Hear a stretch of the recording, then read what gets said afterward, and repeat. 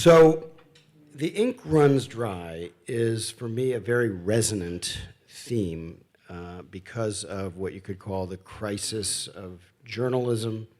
Our business model is failing.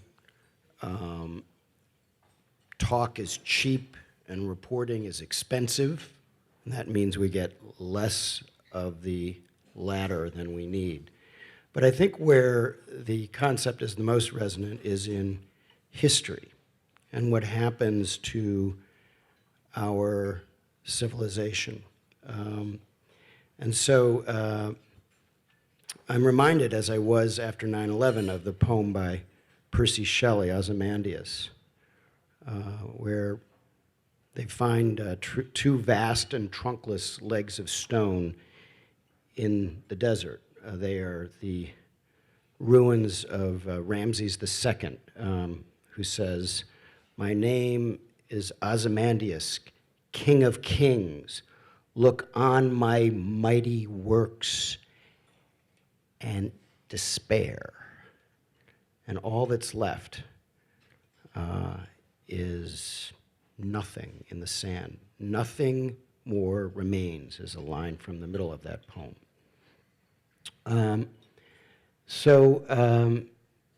The ink wasn't the only thing that ran dry. All traces of that civilization were left as dust.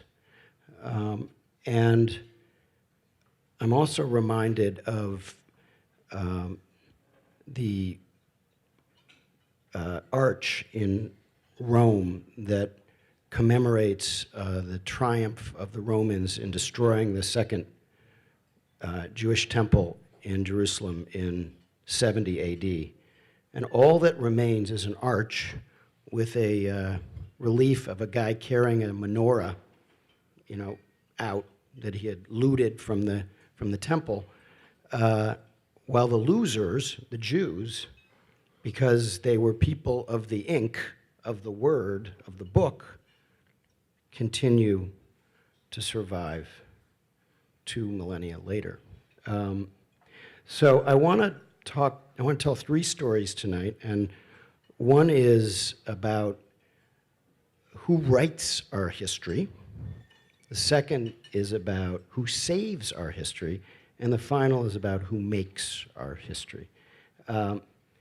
So the story about who writes our history that comes to mind is from 1988. And to my mother's dismay, I launched a project at Newsweek, where I worked for nearly 3 decades, to bring Nixon to Newsweek. I wanted to meet the old man, who was then 14 years out of office. And it was the eve of the 1988 presidential election between George H.W. Bush and Michael Dukakis, which was the ostensible purpose of his visit. It took a tremendous amount for me to arrange this meeting because our proprietor, the late Katharine Graham, had used the Washington Post to expose the Watergate scandal. And this meeting, which, again, to my mother's dismay, climaxed in a cover story in Newsweek, "He's back, Nixon's back," required me to prepare little dossiers on the half dozen of us who were going to have coffee with Nixon in the Newsweek penthouse. And Nixon, as some of you know, was not a small talk man. He was a guy who wore his black Oxfords on the beach. So he needed these dossiers so that he would be able to finesse that part of the afternoon. And indeed, when he came in and he greeted me, he said, "I understand you went to Harvard. Very fine school." He saw Evan Thomas, my colleague, who's a very fine author of history, whose grandfather was Norman Thomas, the Socialist Party candidate for president earlier in the 20th century. And he said, "I knew your grandfather. He was a fine man." We didn't agree on anything, but a good man. So as the afternoon wore on, I asked Richard Nixon, how will history remember Ronald Reagan, who was set to leave office? And he said, well, you have to distinguish between history and the historians, because the historians are like you. They're liberals. If you're a conservative, you go into business. If you're a liberal, you go into academia or history writing. So it's you who writes the history. And I actually thought that was a rather acute observation. Not quite enough to absolve him of the sins of Watergate, but nonetheless sensible. And so it's a burden that I think those of us of the progressive persuasion should bear with enthusiasm, that we get the last word after Rush Limbaugh is 6 feet under. So, who saves history? In 1999, I sought an interview with President Bill Clinton. And for the first 6 years of his presidency, I interviewed him every year. No trouble getting in to see him. Newsweek at that time had a large circulation. It wasn't anything about me personally. But Michael Isikoff and some others at Newsweek had turned the magazine into what Bill Clinton told me a few years later he considered to be the house organ of Paula Jones. I thought to myself, you really shouldn't be talking about organs, Mr. President, but so I was having some trouble in 1999 after he was nearly impeached. He was impeached by the House after he was nearly removed from office in getting this interview because I represented Newsweek. But I was finally able to get the interview. And it took place in the presidential limo, the Beast, outside of Hartford, Connecticut. And I rode with him in from the Hartford airport. He was on a poverty tour looking at various, poor people, basically. He wanted to show he cared. And nobody had asked him any questions about this whole thing. He had been through this enormously self-destructive period. And earlier in the day, there had been pool coverage of his trip to Newark, New Jersey, and they had a group of school children, and they went around the room and asked them, what do you want to do when you grow up? And a little girl said, I want to be a psychiatrist. So with that really wonderful, skillful, segueing ability I had, I used that very lame thread of a connection to ask the President of the United States, Mr. President, will you be seeking any psychiatric treatment for your issues? And now, normally with Bill Clinton, you know that he's a little annoyed with you when he says, I love the tie. Because it means that he doesn't really want to talk to you about something else. This is something George Stephanopoulos pointed out years ago.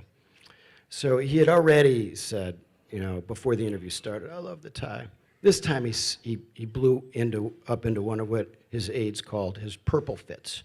He said, I can't believe you're asking me that question, John. I just can't believe you're asking me that.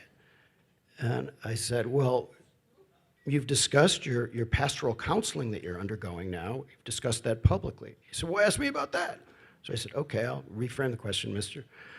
President, how is your pastoral counseling going? And he went on to talk about that, and then toward the end of the interview, I was in an apologetic frame, and I said, I just asked you about that because I know, with Tipper Gore, she's been very good on mental health issues. I know your administration is trying to do mental health things, and blah, blah, blah. And he looked at me, yeah. And then he got out of the limo without saying goodbye. The Secret Service opens the door, it closes, and I'm alone, and Jake Seward, his press guy, gets out. I'm alone in the beast with the Secret Service. And it felt like an hour, but it was really only 10 seconds. Then the Secret Service opens this door that's about this thick, and I get out. And I have my tape recorder on me, and I walk down the street. It's in a bad part of Hartford, and I'm trying to get some kind of a way back to the train station, and I play my tape. There's nothing on it. Here I have this whole interview, first interview, nothing on the tape. No history. The tape ran dry. I run to a bodega, and I'm still I call the White House. It's pre-cell phone. I'm on like a pay phone, calling the White House main number, ask for the press office.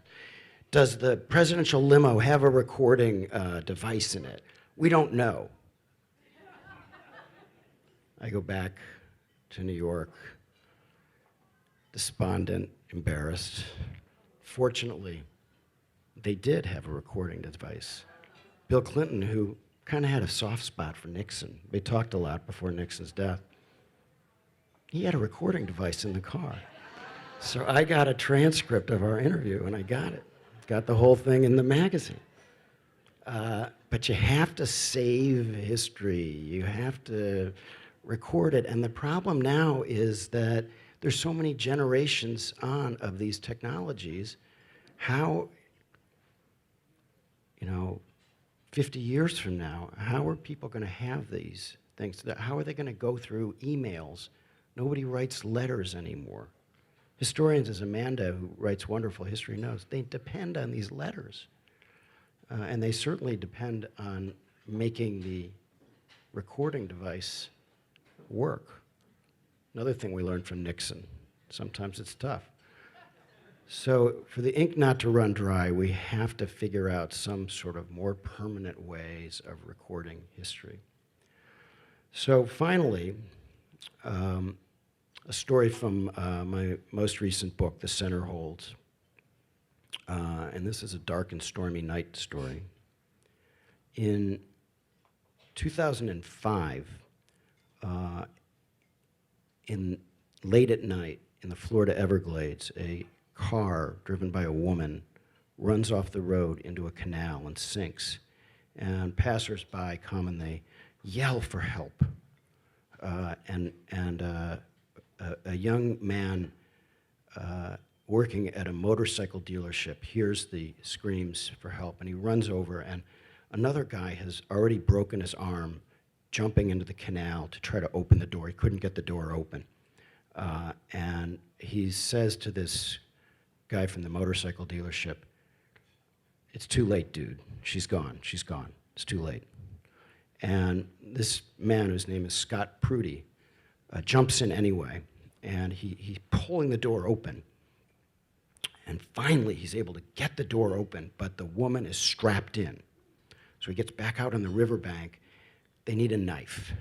And finally, they're able to get a knife. He jumps in again. He cuts the cord on the seatbelt, and the woman floats to the surface, and she's revived. Then, pitch black still on the Everglades. Baby seat had floated to the surface. Scott Prudy dives in again, and he's feeling around, zero visibility in the back seat, trying to find a baby. Can't find the baby. Fortunately, there was no child in the car, and he remembers smiling to himself. He'd had a rough life. He says, "I'm doing something good with my life. I'm doing something good." And indeed, he was decorated by the town of Davie, Florida, for heroism.